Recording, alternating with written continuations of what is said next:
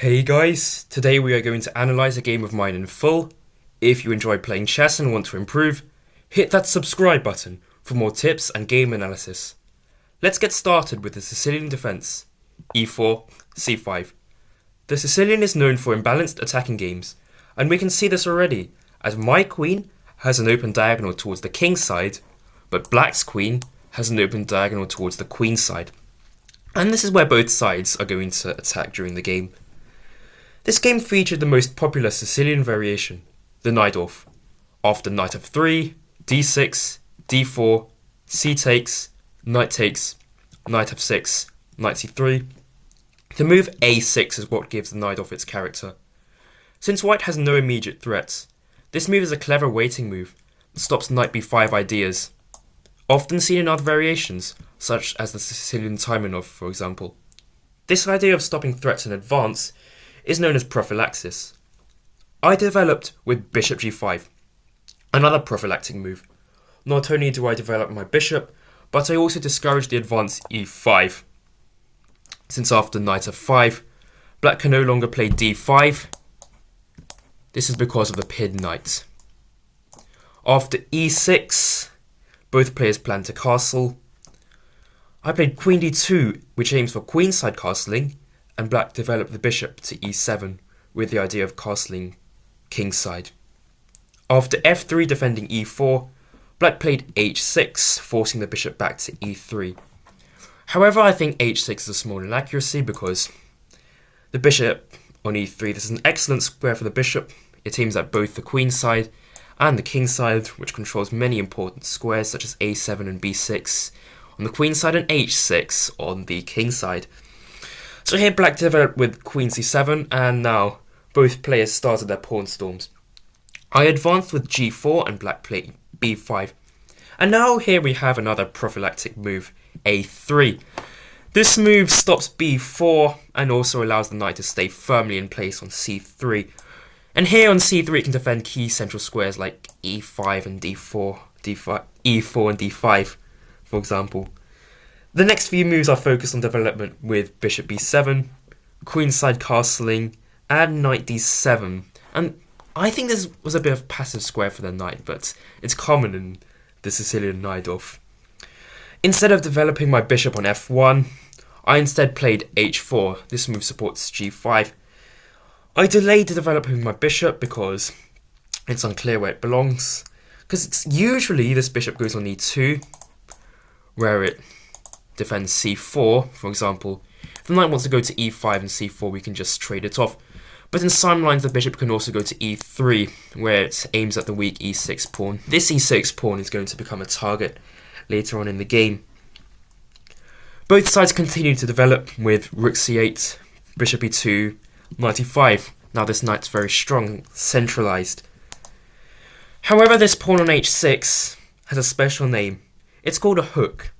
A hook is a pawn further advanced than its neighbours, and it can become a target for pawn storms such as my g-pawn, which is why I played g5, forcing black's knight out of danger to d7, a passive square.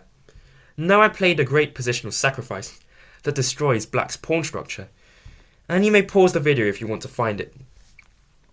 Congratulations if you found this move. g6. Here on g6, this pawn leaps into black's position, acts as an explosive device that weakens black's formation. For example, if he takes on g6, I can just take on e6 with a knight. This forks the queen in g7. Once the queen moves, we can take on g7, and then black's king here will have to move. And it's going to be devastating for black. So instead, black played a different move. He played knight c4.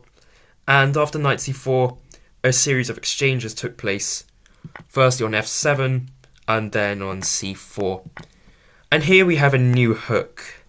The f3 pawn here, you see it can be advanced to attack the hook on e6, and if somehow a trade of pawns here is successful, it will open up the centre, and so black's king will get into really big trouble. So this is why I played f4, and after knight f6, which attacks e4, I ignored the threat on the pawn and instead played f5.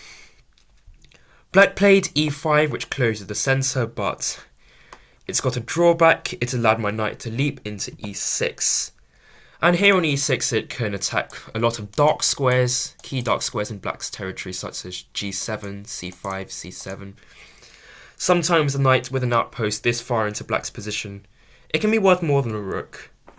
So black took on e4, and I played queen g2. On g2, it attacks g7, and also pins the knight to the bishop. But now black made a mistake with g5. And, I don't really like this move because it allows me to open up the king side with h takes g5, which obviously puts black's king in even more danger. However, black followed up with a really strong move, an excellent move. An important idea in chess is that whenever your opponent captures a piece, you shouldn't automatically capture back, because there may be a stronger move hiding in plain sight. So here, instead of h takes g5, which would open up the king side even more, black played an excellent move. Knight takes c3, and this combines two tactical ideas. Firstly, it unleashes a discovered attack on the queen, and secondly, this displays a special idea known as a Zwischenzugs, which is an in-between move that attacks another piece before taking on g5. In this case, it attacks the rook. I answered with another type of in-between move, g6 check, and this is known as a Zwischenschach.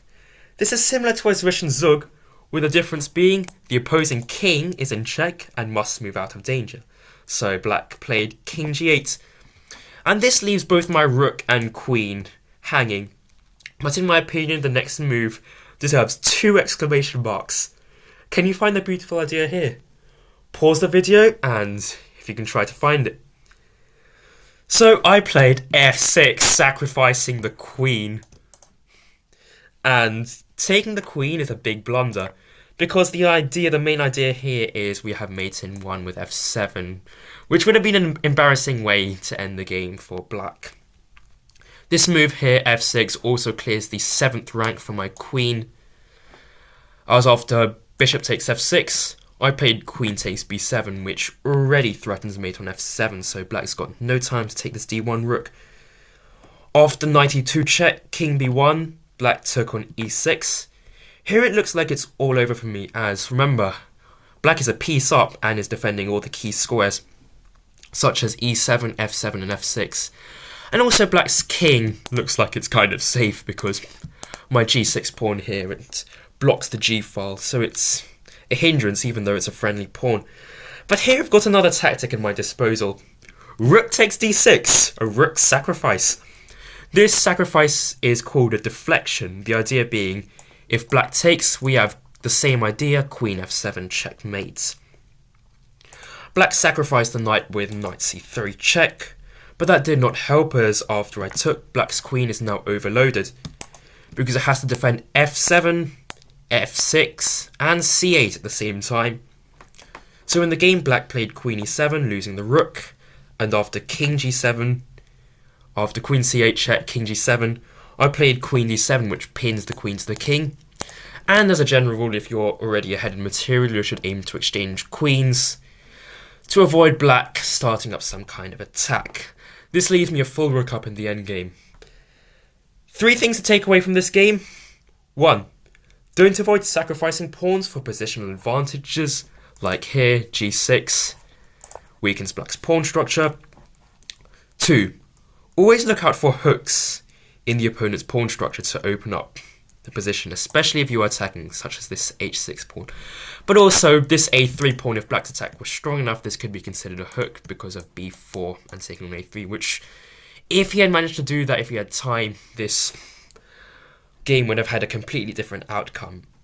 And 3, don't automatically capture back, as you may find a stronger move, and both players showed this in the game, such as the Zwischenzugs with knight takes c3, or Zwischenschach with g6. And that's the end of the game. Black fought on for a few more moves in the endgame, but resigned. If you enjoyed this video, don't forget to hit that subscribe button. Thanks for watching and see you next time.